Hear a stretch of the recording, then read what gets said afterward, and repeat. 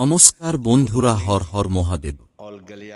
এই দুটি ঠাকুর কখনই আপনার বাড়ির পুজো ঘরে একসাথে রাখা উচিত নয়, অন্যথায় গুরুতর বাস্তু দোষ তৈরি হয়।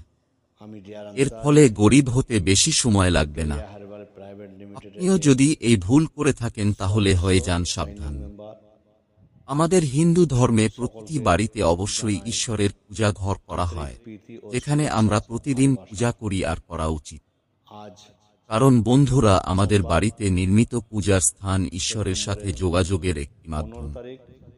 বাড়িতে পূজার স্থান না থাকলে ঘরে ইতিবাচক শক্তির প্রবাহ থাকে না, কারণ এটি আমাদের ঘরে ইতিবাচক শক্তি নিয়ে আসে। আমাদের গৃহে বিদ্যমান দেবদেবীর মূর্তিগুলি হল ঈশ্বরকে স্মরণ করার সবচেয়ে সহজ উপায়, যার মাধ্যমে আমরা আমাদের ইষ্টদেবতার কাছে আমাদের ইচ্ছা কামনা করি। কিন্তু বন্ধুরা, অনেক সময় আপনার পূজার ফল পাওয়া যায় না। আপনার বাড়িতে পুজোর ঘর থাকা সত্ত্বেও বাড়িতে শান্তি ও সুখ থাকে না। বাড়িতে কোনো না কোনো বিষয় নিয়ে ঝগড়া বিবাদ লেগেই থাকে। এর পিছনে সবচেয়ে বড় কারণ হতে পারে আপনার বাড়ির বাস্তু দোষ। বাস্তুশাস্ত্র অনুসারে ঘরে উৎপন্ন হওয়া সমস্ত অশুভ লক্ষণ এবং নেতিবাচক পরিবেশের কারণ মন্দিরে রাখা দেবী দেবতার মূর্তিও হতে পারে। অথবা যদি আপনার বাড়িতে মন্দিরটি বাস্তুদোষ অনুসারে নির্মিত না হয়, তাহলেও এমনটা হতে পারে। এই সমস্ত দোষ দূর করতে হলে আমাদের বাড়িতে বাস্তুশাস্ত্রের নিয়ম মেনে চলতে হবে। বন্ধুরা, বাস্তুশাস্ত্রে যে সব নিয়ম বলা আছে, এই নিয়মগুলি শাস্ত্রীয় এবং বৈজ্ঞানিক উভয় ভিত্তিতে তৈরি করা হয়েছে। তাই এই নিয়মগুলো সঠিকভাবে মেনে চললে আপনার বাড়িতে কোনো অপ্রীতিকর ঘটনা ঘটবে না। আপনার বাড়িতে সুখ এবং শান্তি বজায় থাকবে। বন্ধুরা, আপনাদের জানিয়ে রাখি, বাড়ির মন্দিরে দেবদেবীর মূর্তি রাখারও কিছু নিয়ম আছে।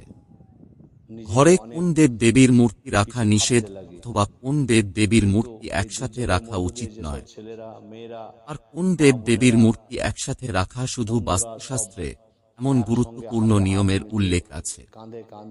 এই নিয়মগুলো যদি সঠিকভাবে না মানা হয়, তাহলে এটিও ঘরে দুঃখ ও দারিদ্র্যের পরিবেশ তৈরি করে ইতিবাচক শক্তির পরিবর্তে ঘরে আরও নেতিবাচক শক্তির প্রবাহ শুরু হয়।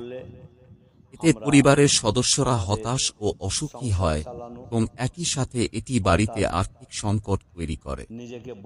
এতে কোনো কারণ ছাড়াই অতিরিক্ত অর্থ ব্যয় হয়। এ কারণে অনেক পরিশ্রম করেও সাফল্য পাওয়া যায় না। বাস্তু দোষের কারণে ঘরে এমন অনেক সমস্যা দেখা দিতে শুরু করে। এমনটা যাতে না হয়, সেজন্য জেনে নিন বাস্তুশাস্ত্র অনুসারে আমাদের বাড়ির মন্দিরে কোন দেবদেবীর মূর্তি রাখা উচিত এবং কোন দেবদেবীর মূর্তি রাখা উচিত নয়। এর পাশাপাশি সুখ সমৃদ্ধি পেতে কোন দেবদেবীর মূর্তি একসাথে রাখতে হবে। তো বন্ধুরা, বাস্তুশাস্ত্র অনুসারে আপনি যদি আপনার বাড়ির মন্দিরে কিছু বিশেষ দেবদেবীর মূর্তি একে অপরের কাছে রাখেন, তাহলে আপনি এটি থেকে অনেক শুভ ফল পেতে পারেন। প্রথমেই জেনে নেওয়া যাক যেসব দেবদেবীর মূর্তি বা ছবি গৃহ মন্দিরে অবশ্যই রাখতে হবে। সবার আগে ভগবান গণেশের মূর্তি বা ছবি। বন্ধুরা, আপনারা সকলেই জানেন ভগবান গণেশ সর্বপ্রথম পূজিত হন এবং সকল বাধা দূর করেন। তাই এর জন্য আপনার বাড়ির মন্দিরে ভগবান গণেশের মূর্তি বা ছবি থাকা বাধ্যতামূলক। কিন্তু আপনি নিশ্চয়ই জানেন, পূজা ঘরে কখনই গণেশের একাধিক ছবি রাখা উচিত নয়। ভগবান গণেশের ছবি যদি এমন হয় যে তিনি দেবী লক্ষ্মীর সাথে আছেন এবং তার বাম পাশে বসে আছেন, তাহলে এটি অত্যন্ত শুভ বলে মনে করা হয়।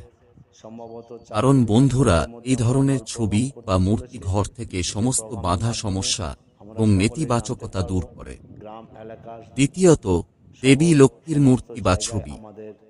বন্ধুরা, আপনি যদি ধন সম্পদ পেতে চান, তাহলে আপনার বাড়ির মন্দিরে মা লক্ষ্মীর ছবি অবশ্যই থাকতে হবে। কিন্তু আপনার জানা উচিত যে বাড়ির পূজা ঘরে দেবী লক্ষ্মীর একার ছবি কখনো বাড়ির বাস্তুর জন্য শুভ বলে মনে করা হয় না। আপনাকে অবশ্যই মনে রাখতে হবে, বাড়ির মন্দিরে দেবী লক্ষ্মীর সাথে ভগবান বিষ্ণুর ছবি থাকা অত্যন্ত গুরুত্বপূর্ণ। কারণ বন্ধুরা, জগতের রক্ষণাবেক্ষণকারী ভগবান নারায়ণ হলেন মা লক্ষ্মীর স্বামী, আর মা লক্ষ্মী ভগবান নারায়ণ ছাড়া কোনো বাড়িতে যান না।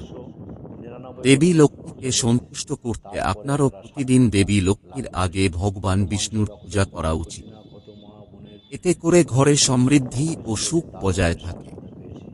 আপনি যদি প্রথমে ভগবান বিষ্ণু এবং তারপর দেবী লক্ষ্মীর পূজা করেন, তাহলে দেবী লক্ষ্মী এই ধরনের লোকদের উপর বেশি খুশি হন।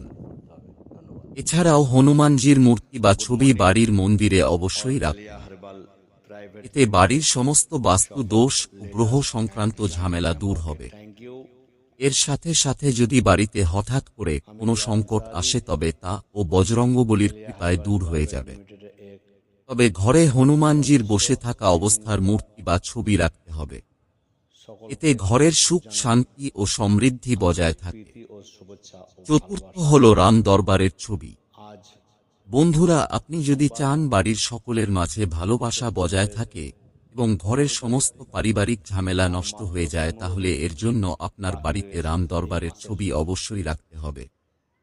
এছাড়াও আপনি যে দেবী বা দেবতাকে আপনার ইষ্টদেব মনে করেন, পূজা ঘরে তাঁর ছবি বা মূর্তি অবশ্যই রাখতে হবে।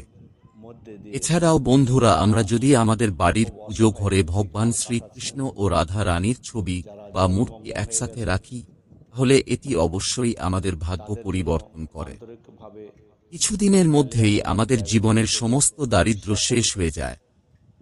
সম্ভব হলে আপনার পূজা ঘরে তাদের সংযুক্ত মূর্তি বা ছবি রাখুন।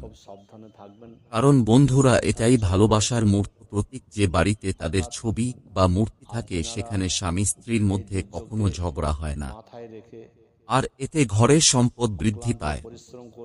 এবার আসি পুজোর ঘরে কোন দেবতার মূর্তি বা ছবি একসাথে রাখা উচিত নয়। আপনার পূজার ঘরে কখনই ভগবান বিষ্ণু, ভগবান শঙ্কর এবং ব্রহ্মা দেবের ছবি একসাথে রাখা উচিত নয়। এই তিন দেবতাকে একসঙ্গে পুজো করা যায় না। এর পেছনের কারণ হল তিন দেবতার পূজা পদ্ধতি ভিন্ন। কারণ ভগবান বিষ্ণুর পূজা তুলসী পাতা ছাড়া অসম্পূর্ণ, আর ভুল করেও ভগবান ভোলেনাথের পূজায় তুলসী পাতা ব্যবহার করা উচিত নয়। এছাড়াও শাস্ত্রে বলা আছে যে বাড়িতে ব্রহ্ম দেবীর পূজা করা নিষেধ। তাই আপনার বাড়ির মন্দিরে যদি এই তিন দেবতার মূর্তি বা ছবি একত্রে থাকে তাহলে অবিলম্বে আলাদা করে রাখুন। আপনি যদি এই তিন দেবতার ছবি একসঙ্গে লাগাতে চান তাহলে ঘরের মন্দির ছাড়া অন্য কোথাও লাগাতে পারেন। তো বন্ধুরা, এই তথ্যগুলো যদি আপনার ভালো লেগে থাকে তাহলে ভিডিওটিতে লাইক দিন এবং ভিডিওটি আপনার বন্ধুদের সাথে শেয়ার করুন। ভিডিও দেখার জন্য অসংখ্য ধন্যবাদ। ভালো থাকবেন।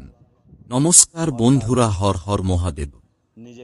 এই দুটি ঠাকুর কখনই আপনার বাড়ির পুজো ঘরে একসাথে রাখা উচিত নয়, অন্যথায় গুরুতর বাস্তু দোষ তৈরি হয়। এর ফলে গরিব হতে বেশি সময় লাগবে না। আপনিও যদি এই ভুল করে থাকেন